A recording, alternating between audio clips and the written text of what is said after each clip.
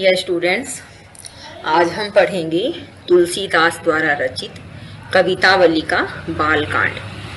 भगवान राम के बाल स्वरूप का चित्रण करते हुए तुलसीदास ने बड़े ही सुंदर भाव इन पंक्तियों के माध्यम से प्रस्तुत किए हैं कि राम का बाल स्वरूप कैसा है, उनकी बाल लीला कैसी है और वो किस तरह से मन को आकर्षित करने वाले हैं आदि हम इसके माध्यम से पढ़ेंगे।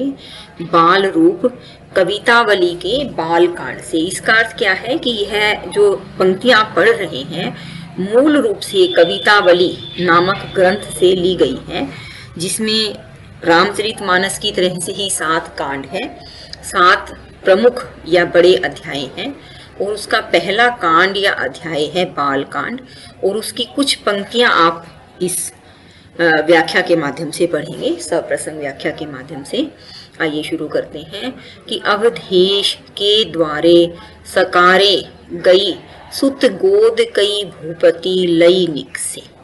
ध्यान से देखेंगे, अवधेश का अर्थ है अवध के राजा। अवधेश अवध के राजा के द्वार अर्थात घर पर, सकारे अर्थात सुबह सुबह प्रातःकाल भोर के समय, सुत गोद कई भूपति लई निकसे। सुत का अर्थ है पुत्र को अपनी गोद में लेकर भूपति अर्थात राजा अपने घर से बाहर निकले।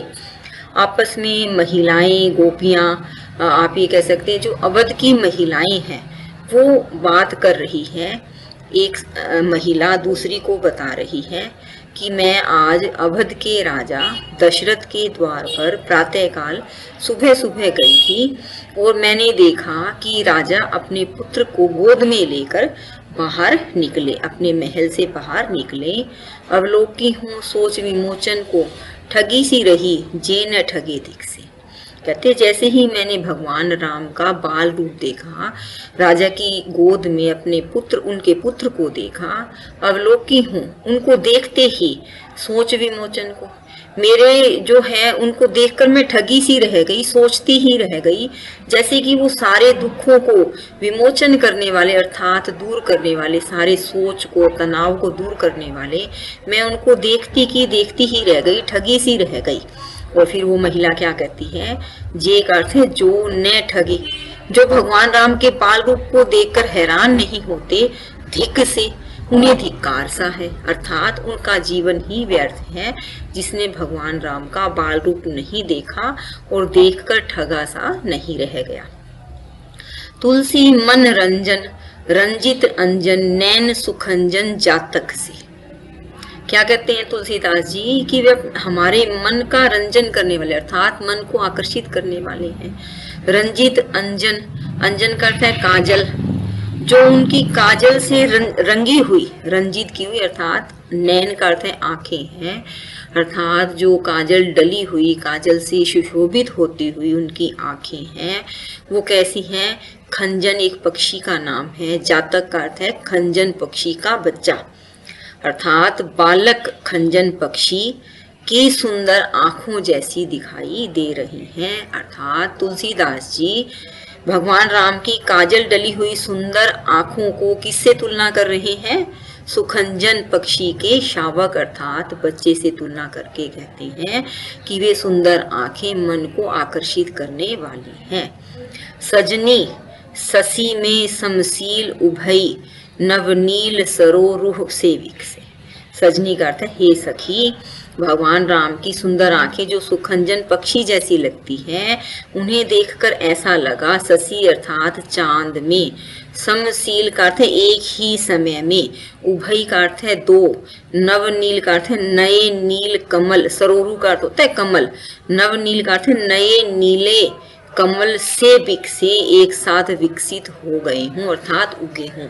जिस तरह से चांद में एक साथ 2 नीले कमल खिलते हैं, उनकी शोभा होती है, वैसी की वैसी शोभा भगवान राम के सुंदर काजल से सुंदर बनी हुई आंखों को देखकर दिखाई दे रही थी।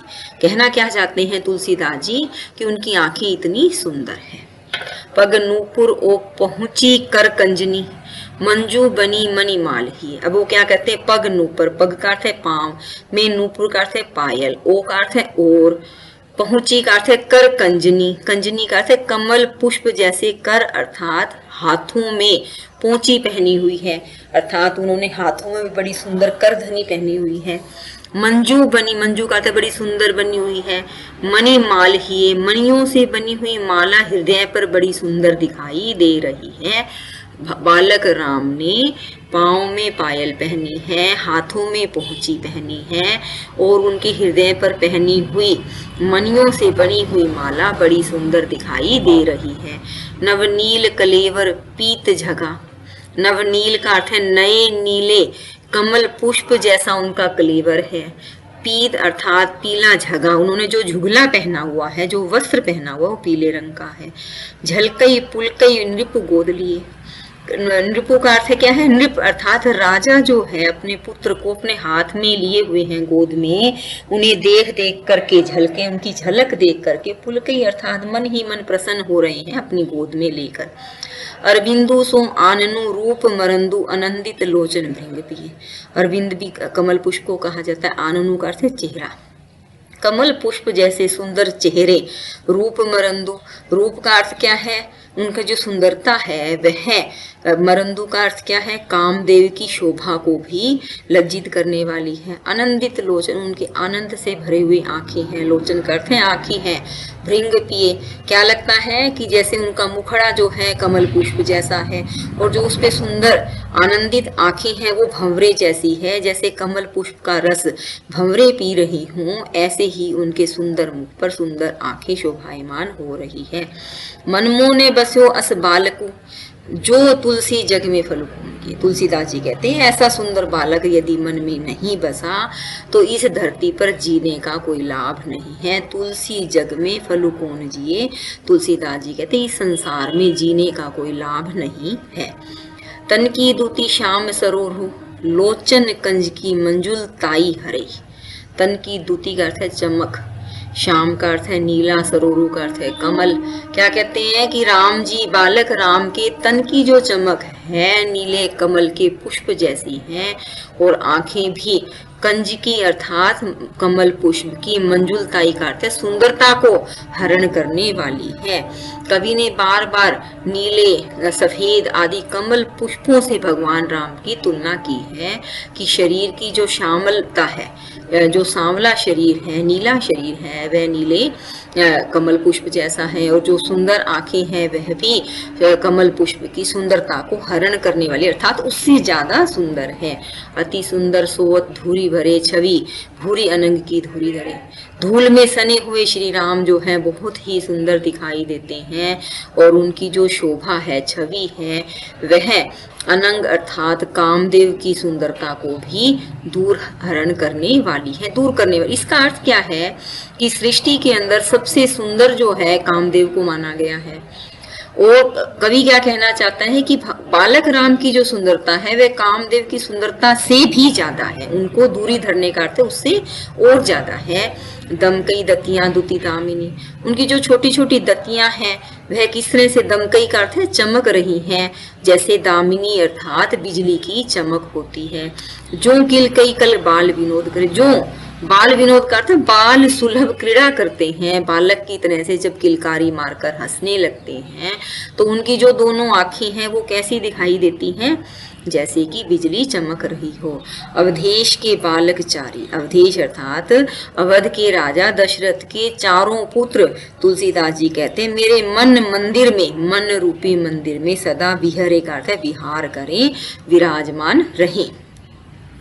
अब क्या कहते हैं, बरदंत की पंक्ति कुंदकली अधराधर पल्लव फूलन की, बरदंत की पंक्ति कुंदकली, कुंदकली एक पुष्प का नाम है और उनकी पंक्ति का अर्थ है जैसे कुंदकली के फूल जो हैं एक साथ पंक्ति में खिले हुए हों, ऐसे ही भगवान राम के दांतों की शोभा दिखाई दे रही है। बालक राम के दांतों की शोभा कुंदकली के एक ही पंक्ति में खिले हुए फूलों जैसी लग रही है।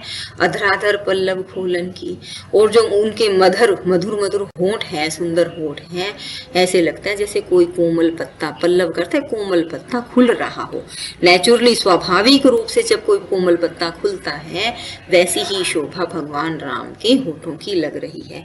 चपला चमके घन बीच जगे, छवि मोतिल माल अमोलन की।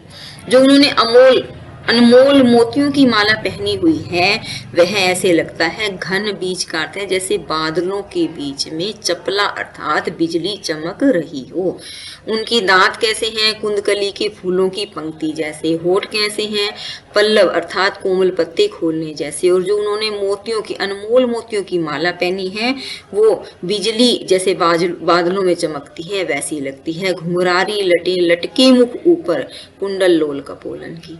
उनकी मुख के ऊपर जो है घुंघरारी लटें लटक रही हैं और जो उनके कुंडल है वो लोल अर्थात हिल रही हैं, कपोलन का अर्थ है गालों पर, गालों को स्पर्श कर रही हैं। निछावरी प्राण करे तुलसी, बलि जाऊं लल्ला इन बोलन की। वो जो तोतली भाषा में बात कर रही हैं तुलसीदास जी कहते हैं, मैं उस पर अपने प्राण न्योछावर करता हूँ और हे लल्ला तुम्हारी, लल्ला किसको कह रहे हैं, बालक राम को, तुम्हारी शोभा पर मैं बार बार बलिहारी जाता हूँ अर्थात अपने आप को न्योछावर करता हूँ। पद कंजनी मंजू बनी, पनही धनुई सर पंकज पाणी। पद कंजनी मंजू बनी, पनही, पनही करते जो जुतियां बालक राम ने पहनी है वो कैसी लग रही है कि पद कंजनी कमल पुष्प जैसे पैरों में बड़ी मंजू अर्थात सुंदर दिखाई दे रही है। धनुही सर, धनुष और बाण जो उन्होंने छोटे छोटे हाथों में, पंकज पाणी अर्थात कमल पुष्प जैसे हाथों में उठाए हुए हैं, बड़े सुंदर लग रहे हैं। लड़िका का अर्थ है बचपन के जो मित्र हैं, सखी दोस्त हैं, उनके संग खेलत डोलत। कहाँ पर घूम रहे हैं, सरयू नदी के एक तट का अर्थात है किनारे पर। चौहाट अर्थात जो आप बाजार कह सकते हैं, ठीक है, और हाट भी बाजार को कहते हैं। चौहट बाजार आदि के अंदर जहाँ अपने दोस्तों के साथ घूम रही हैं, बड़े सुंदर लग रहे हैं। तुलसीदास जी कहते हैं अस बालक सो नहीं नेहु, अस का अर्थ है इस जैसे, अर्थात भगवान राम जैसे बालक से जिसने स्नेह नहीं किया, प्रेम नहीं किया। नेहु का अर्थ है प्रेम स्नेह। कहा जप जोग समाधि किए, फिर वह व्यक्ति चाहे कितने ही जो योग जप समाधि आदि लगाता रहे, अर्थात भगवान राम से प्रेम करना इन सब से बढ़कर है। नरवे खर सुकर समान, समान कहो जग में फलुकून। ये कहते हैं कि मनुष्य का तन धारण करके भी वे गधे, सुकर करते सुअर और स्वान करते कुत्ते जैसे हैं, अर्थात जो मतलब मनुष्य की योनि के अंदर भी वो पशुवत ही जीवन व्यतीत कर रहे हैं। उनका इस संसार में जीने का कोई लाभ नहीं है।